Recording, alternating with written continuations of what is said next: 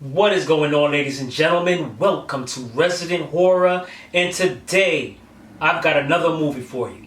Maybe, just maybe, I don't know if this one's going to pass the cut, but you got to hang around to see.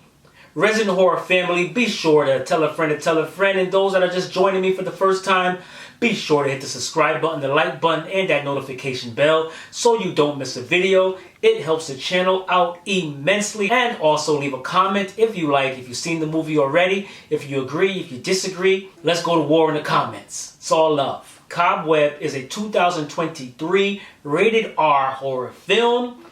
Runtime is 1 hour and 28 minutes. It is directed by Samuel Bowden. It is written by Chris Thomas Devlin, and it stars Lizzie Kaplan, Anthony Starr, and Cleopatra Coleman. And woo, Cleopatra. Don't get caught in the cobweb. So what is Cobweb about? Cobweb is about a young child who hears things in the wall or hears someone knocking in the wall trying to communicate with him. This poor child is young. He doesn't know if he's having nightmares. He doesn't know if it's real or not. He doesn't know if he's losing his mind. And he runs to his parents when he hears this, but his parents, tell him, listen, you have an overactive imagination. You don't hear anything.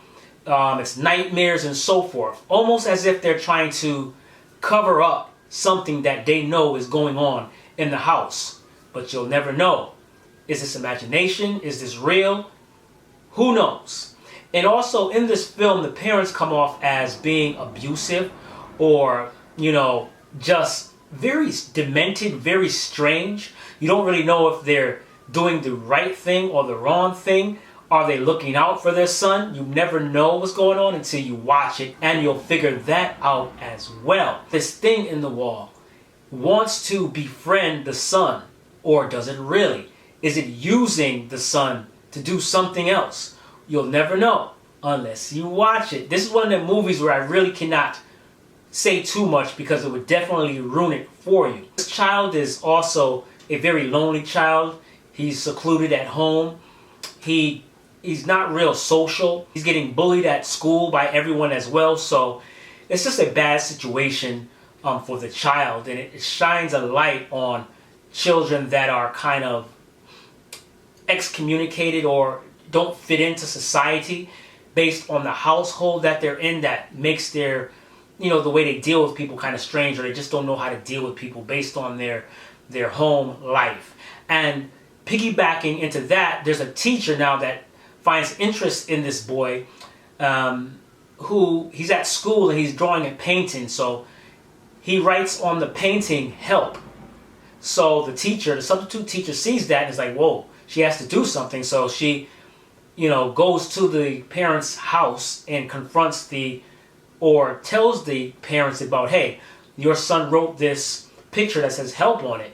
And she kind of didn't like the reaction from the parents. She got a bad vibes. So she always stayed going to that house, almost like a thorn in their side. And you'll see what happens with that as well. And also the underlining news that we have here in this movie is that there was a child that is missing. So you're going to have to find out how that correlates to the neighborhood in which they live in and how that correlates with the parents as well. This movie does a good job with the cinematography. I enjoyed the cinematography in the house as well. They have some really good shots when dealing with the thing in the house when it was released, and the CGI and how everything flowed. It was kind of tongue-in-cheek. It is nothing that we didn't see before as far as the movements of the thing, crawling on all fours. It looks like stuff we've seen before, crawling on the ceiling and like some Exorcist stuff. So it wasn't shocking in that aspect, but maybe I'll do an explanation video on why this thing looked the way it did and what it embodied. Let's talk about the violence of this creature.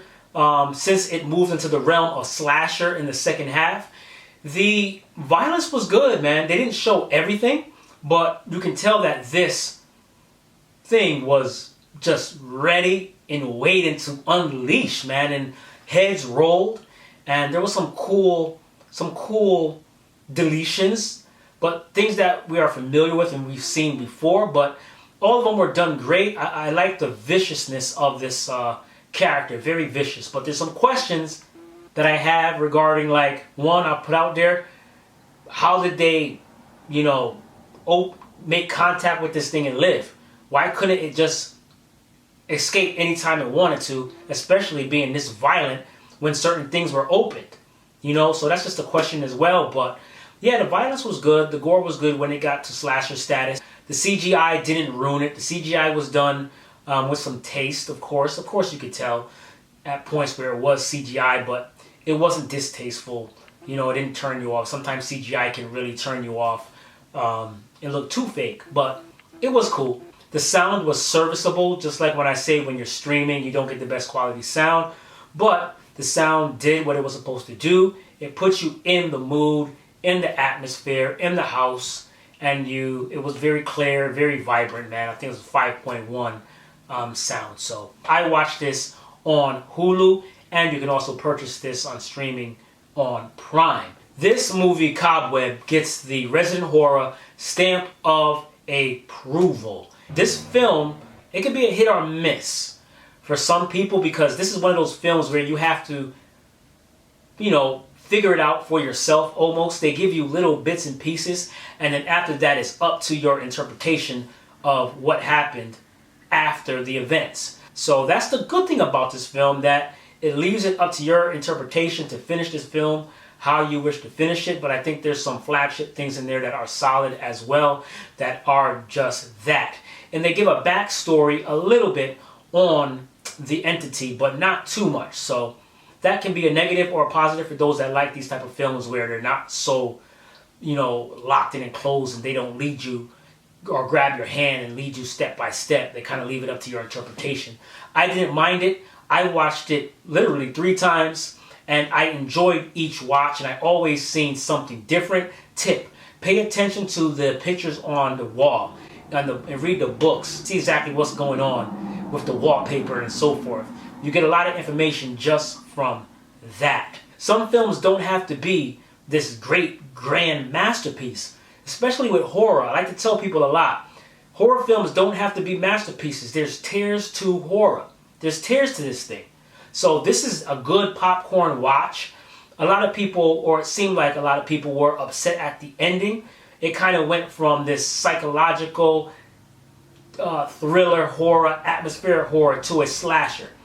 And I didn't mind it, because you're dealing with violence here. The whole thing is violence. Without me ruining it for you guys, it's about violence, the violent nature of this creature, and what this potential creature did prior to this. Why they're in the wall.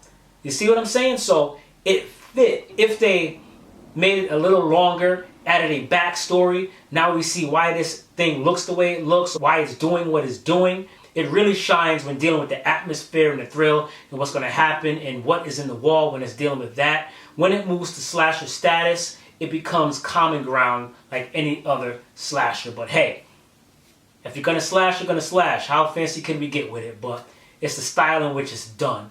And it had a little style, new, potential, iconic horror character in Cobweb, or we'll call her Cobweb. The Cobweb. That's her name, Cobweb. Alright, anyway, be sure to hit the subscribe button, the like button, and that notification bell. I will see you on the next video. Peace, and you know what to do. Stay magical.